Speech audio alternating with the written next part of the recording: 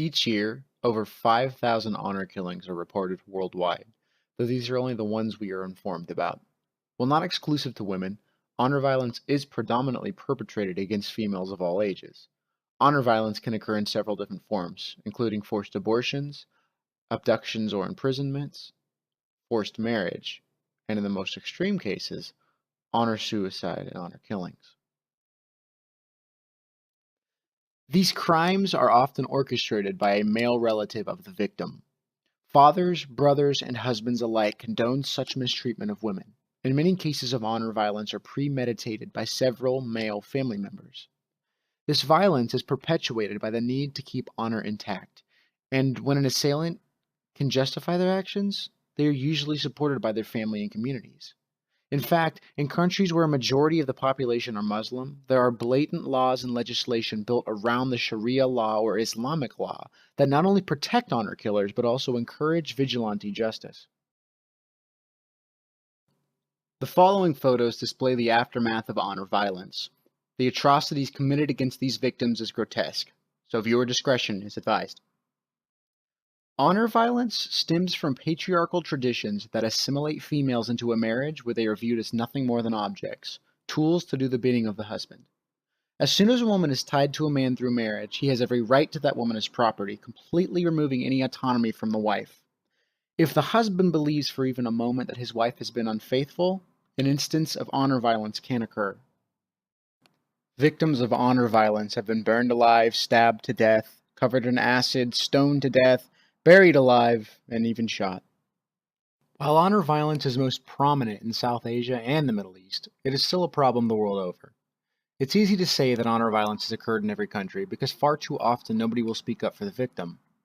Through either complacency or a sheer lack of human compassion, honor violence continues to occur at increasing rates, even in the United States. And while it may seem as though the states have picked up a bad habit, honor violence has been a staple of our country since inception. Another form of honor violence, dueling, was a habit taken from Europe long ago. In a nutshell, dueling was the process of a man defending his honor. In much the same way that honor violence against women is unacceptable, duels were fueled by masculinity.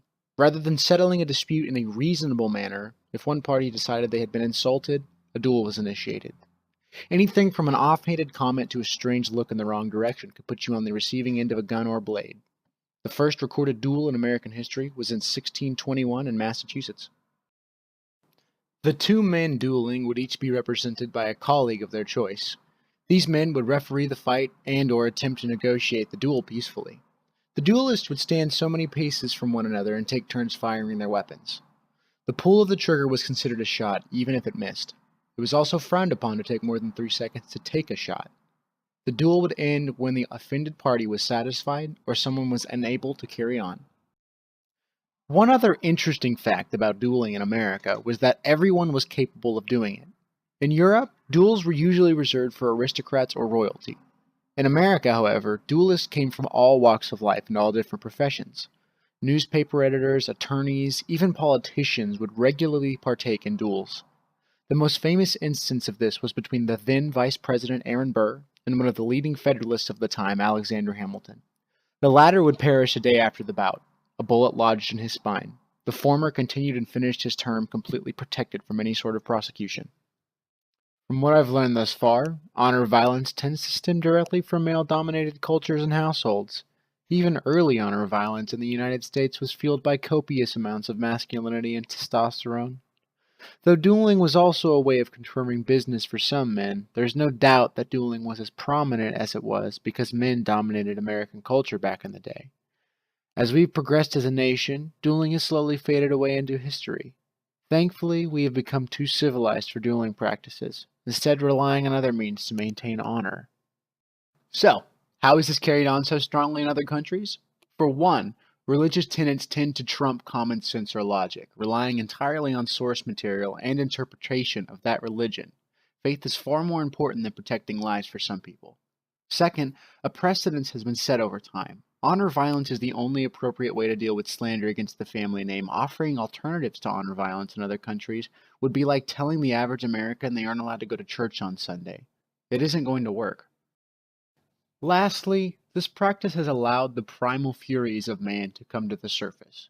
Women are treated like dogs by their supposed loved ones, and because they are allowed to act in such a way without any consequences, many of these men have developed a complex that encourages them to be dominant and controlling at any cost. This mental illusion is a side effect of honor violence offenders. Their victims aren't ever as lucky, some suffering mental or physical illnesses after being maimed. This can establish a form of post-traumatic stress disorder in victims, impacting the rest of their life. Irreparable physical damage can also occur, altering the appearance of the victim in such a way that their mental health can begin to deteriorate. Furthermore, the constant knowledge that you must live in fear or die can only create a terrible quality of living. This research has been enlightening and depressing.